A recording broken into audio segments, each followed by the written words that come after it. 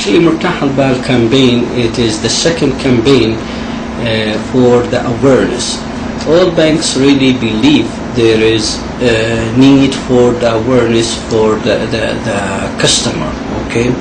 And the importance of the goal of that campaign is to have all the customers through all means of advertising of the importance of the awareness and the importance of the bank information, and not to be released or exchanged or exposed for by any mean or way. It is information for the customer, should be kept by the customer, not shared, not exposed, or not really putting in places that is not really secure.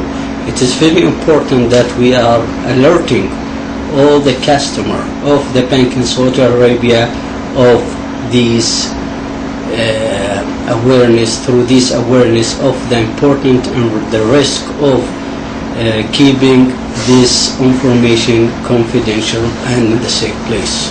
Well, regarding your second question is the rules of the bank in fighting fraud. Actually, I believe is banking are doing their best in that field, and we already, by the directive of SAMA, we initiated a unit called fraud control. Actually, most of the banks, and in that unit, very active and actually proactive in that field, monitoring all the accounts and doing things. In the other side, how we really not let this technology being abused by outsider to take customer information. I believe bank should select the latest technology in e-banking with high level of security. The second thing, actually, banks should also put, and we are doing that, awareness program about this technology. It is easy, and it's really need a customer to be alert about all his PIN numbers, his ATM card, his all banking information, not to be exposed. The third things, actually, banking is they do inform SAMA if there is any suspicious activity from outsider or insider need. It is wanting to take some information about the customer, or they are abusing the naive customer, or a customer who's not really alert. If there is any incident, after the bank do a full investigation, it goes to SAMA, and SAMA from there goes to the government offices related to fraud or counterfeits or anything we think it is really a crime.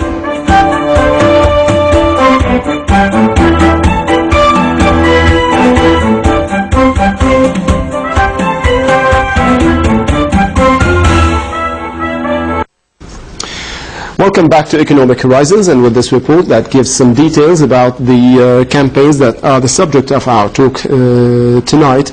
Let me start with you again, Mr. Talat Hafid, being the Secretary General of the Media and Banking Awareness Committee. Can you give us a little bit some account of the first phase? Okay. What do you consider to be its achievements, okay, and how could you be able to measure those achievements? Okay. And again, leading towards the second phase, which has recently started. Okay, I believe measuring the success of the first phase and also the second phase is the reaction of the public. You know, our customers in the first place, the bank's customer, but also general public, whether being a customer of our banks or non-customer of our banks, by the level of awareness. So what we usually do towards the end of each phase, we deploy a professional company that will measure the benchmarking towards where did we start, the level of awareness, if you will, and then towards the very end, towards of the campaign, we do another measurement as a benchmark, and we see how the level of improvement and where do we need to improve, where do we lack. Towards the end of this, even before we start any phase, we do some sort of measurement and survey, and we see where do we lack, where do we need to really emphasize, if you will, our awareness efforts. Now, towards the end of this second phase, which will be through and done with the end of December of this year, we'll again do another measurement and benchmarking, another survey, again to test, as I mentioned, the level of awareness, improvement or disimprovement, or where do we lack. Of course, but how is the second different from the first? Well, the second, as I mentioned... Wasn't the first campaign satisfactory or enough, or was it a part of a more comprehensive plan to have 2 phases or probably 3? As you mentioned, we're living in this life a very big fight and struggle between faith and non-faith, if you will, or between the wicked and non-wicked people. So this, as mentioned, that Dr. Sultan has mentioned, that, despite that the revolution improvement and advancement, if you will, in the e-banking, e-commerce, what have you. On the contrary, there are also a raise in the level of crime, this electronic crimes. So that will continue. As a matter of fact, this phase 2 is part of a long-term strategy. Probably will last for 3 to 5 years, maybe more. Now, this is very much depends. Each phase we will measure, as I mentioned, and we see how the level improve or disimprove. Luckily so, the first stage, it was a very successful one. However, we still need, it's an ongoing, it's like an evergreen kind of, awareness program. Now, the second phase, I'm sure the outcome will be better, much better than the first phase, and so on and so forth. Will we stop? I don't think we believe that we will stop, because as I mentioned, and Dr. Sultan has rightly mentioned, the technology do change. Of course, it is ever evolving and ever developing. Yeah. But also at the same time, the criminals and the bad guys, they also change their tactics, if you will, and their plans and their thinking. So we always have to cope with them by, creating, fighting back, if you will, their plans. So the first phase was a success to us, and that's encouraged us to go into the second phase with a little bit of improvement. As I mentioned, in case so far in the Kingdom of Saudi Arabia, yet we don't have a common, like an organized crime. But as I mentioned, 1 or 2 cases really would alert. The crimes are not coming from inside the kingdom? No, not even definitely as an organized crime. All the issues that we have, and you will notice that the launch of this phase has came parallel to the start of the summer season. Basically because as I just mentioned, that a lot of people are traveling abroad. And some countries, they have, a weak economic system or a weak account or a weak banking system, and this is where the frauds take place. And this is where we're gonna, made our customers aware. Be careful when you use the electronic channels abroad, or your credit card, or your banking card in that regard. Just take precaution measures. Don't scare yourself, of course, so much, but take precaution measures. Let me turn now to London with Mr. Marwan Al-Afif. Mr. Marwan, how serious are such crimes in Europe, for example, in the United Kingdom, being from London? Yes, well, thank you very much. I will start really with something I read on Barclays Bank website, and that's saying that we are working very hard to keep a credit card and online fraud to a minimum. However, there are some things that we can't stop, no matter what we do.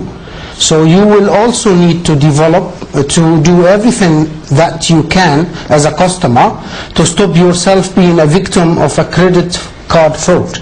And that's coming from the Barclays Bank,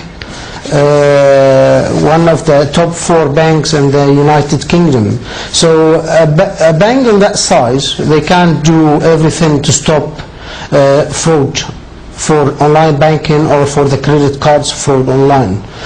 And they are asking customers really to provide, to be aware and to do everything they can do, all right, in order to help them to not be a victim of a credit card fraud or an online fraud.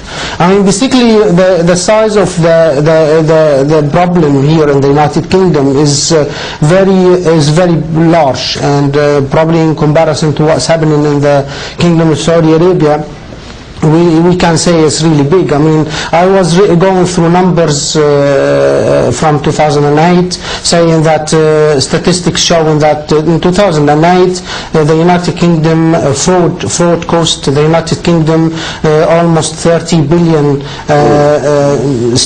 pound sterling, which is a lot of money basically. If you calculate it in comparison to the number of people that live in the United Kingdom, it's like costing us each person in the United Kingdom about 610 sterling pound a year. Well, that is a very big number. That's the number from 2008. If we are looking for the latest numbers from 2009, and that's only focusing on the online banking and credit card